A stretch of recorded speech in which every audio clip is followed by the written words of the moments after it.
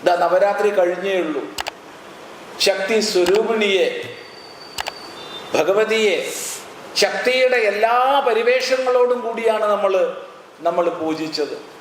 പൂജിക്കേണ്ടത് അശക്തിയെ പൂജിക്കുന്നവരല്ല നമ്മൾ. മഹാദേവിയെയും മഹാലക്ഷ്മിയെയും മഹാസരസ്വതിയെയും ഒരുപോലെ നമ്മൾ പൂജിച്ചു. ശ്രദ്ധിക്കുക, നമ്മൾ ഉപാസിക്കുന്ന ദേവീദേവന്മാര് ആരെങ്കിലും ദൗർബല്യത്തിന്റെ മൂർത്തികളുണ്ടോ? ഒന്ന് കാണിച്ചു തരും. ഒരു ദേവത ഒരു ദുർബലനായിട്ട് എന്നെ ഒന്നിനും കൊള്ളൂലേ, ഞാനിങ്ങനെ തൂങ്ങി കിടക്കുകയാണ് എന്ന് പറഞ്ഞ് ഏതെങ്കിലും ഒരു ദേവതയെ നമ്മൾ പൂജിക്കുന്നുണ്ടോ? ഇല്ല. എല്ലാവരും നാലായുധങ്ങളുള്ളവർ. വിഷ്ണു ആണെങ്കിൽ 2 കൈകളിൽ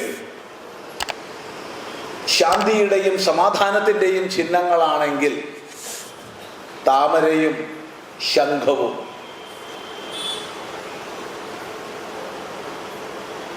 നല്ല വിടർന്നു നിൽക്കുന്ന താമര, അനന്തമായ സുഖം ശംഖം.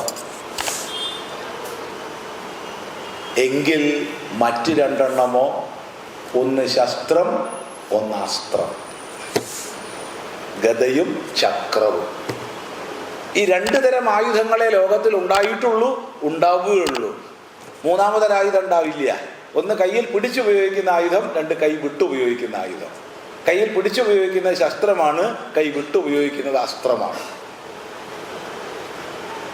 ശിവൻ മംഗള സ്വരൂപനാ, അഭയങ്കരനാ. പക്ഷെ ശൂലം കൈവിട്ട ശിവനില്ല, വേല് കൈവിട്ട സുബ്രഹ്മണ്യനില്ല, മഴു ഗണപതിക്കും ശിവനും ഒക്കെ ഉണ്ട് ധ്യാനത്തിൽ. ദേവിക്ക് ആയുധങ്ങളുടെ എണ്ണം പറയണ്ട. എന്തിനാ ഇതൊക്കെ കാണിച്ചു തന്നെ? ആസുരികതയെ നിഗ്രഹിക്കാനുള്ള കരുത്തിനെ ഉപാസിക്കുന്നവരാണ് നമ്മൾ, ദൗർബല്യത്തെ ഉപാസിക്കുന്നവരല്ല.